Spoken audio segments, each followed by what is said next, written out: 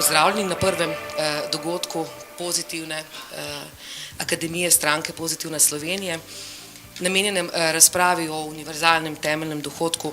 S temi dogodki želimo v bistvu odpreti prostor različnim temam, predvsem pa želimo odpreti prostor različnim diskurzom, kar nam je danes bolj ali manj uspelo. Povečanje gospodarstva še ne pomeni samo po sebi tudi, da mu bo sledilo večje število delovnih mest.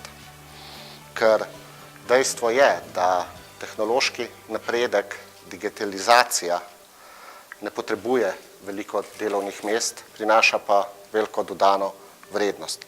Mi se soočamo s tem, da ljudje delajo, pa so na pragu revščine. Ali je delo samo tisto, za kar dobimo tudi plačo, ali je delo tudi kaj drugega? Je delo to, kar opravljajo, če dam zdaj primer, gasilci? Je delo to, kar opravljamo, ko vzgajamo otroke? Je delo to, kar delamo, ne vem, v društvih? In še polno drugih stvari. In UTD sam po sebi se mi zdi dobra ideja.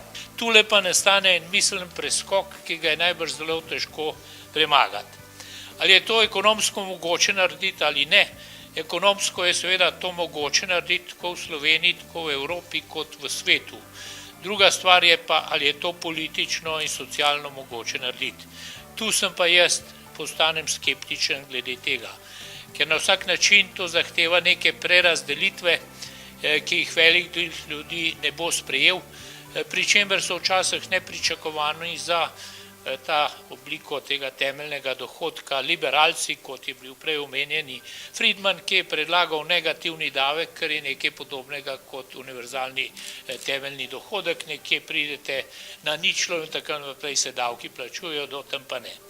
Pomembno se mi zdi, da veste, da je izmerjena seznanjenost za to idejo v Sloveniji bila spomladi prejšnjega leta okoli 30%, medtem ko je bila jeseni, torej še daleč pred vrhom te kampanje, že 70%, kar pomeni seveda, da se je seznanjenost povečala za 100%. Jaz sem prepričan, da lahko zdaj govorimo že o tem, da je vsaj kot ideja prepoznavna med 4/5 odraslih Slovencev. Lahko predlagamo seveda različne višine, ta je tisti parameter, ki je najpogosteje predmet pozornosti, vendar jaz bi vas svaril pred tem, da se fiksirate nanj, da pozabite na ostale. Obseg prejemnikov, ki sem ga zdaj omenil, je gotovo pomemben.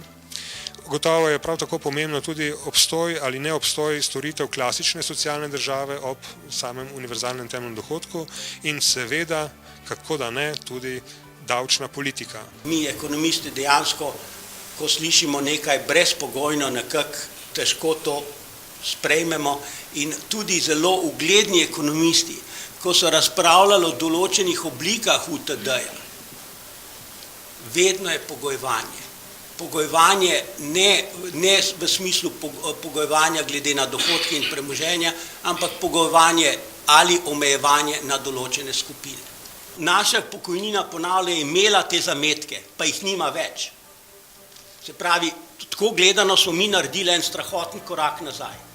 In pokojnina, po mojem, bo čez 10 let v Sloveniji se bo moral iti na sistem, kjer je v bistvu univerzalni element plus element, ki je vezan na delo. Mladi ljudje se večinoma, tam nekje 75 do 80% zaposlujejo v prekarnih zaposlitvah, predvsem v projektnem delu, nestalnem delu, delu za določen čas in tako naprej. Prekarne zaposlitve ali pa ne ta tip zaposlitev samih po sebi najbrž niti ni ne vem kakšno strašno zlo. Če je zadaj univerzalni temeljni dohodek, pa ni zlo. Če ga pa ni, pa je zlo in to veliko zlo. Za uvedbo temeljnega dohodka, ki bi se financiral iz okoljskih davkov, bi lahko izpeljali prehod v pravično nizkoogljično družbo v dveh vzporednih potezah. Obe potezi pa izhajata iz skupnega izhodišča, gre skratka za individualizacijo naše skupne družbene lastnine. UTD je v bistvu dohodek, ki ga lahko vpelje politična skupnost, ki pa ni nujno nacionalna, lahko je del nacionalne države v smislu regionalno, lokalno, lahko je to neka regija, lahko je mesto, lahko je celo vas, kot kažejo recimo pilotni projekti v Namibiji. Lahko je pa tudi del, lahko rečemo temu, neke supranacionalne enote, kakršna je Evropska unija.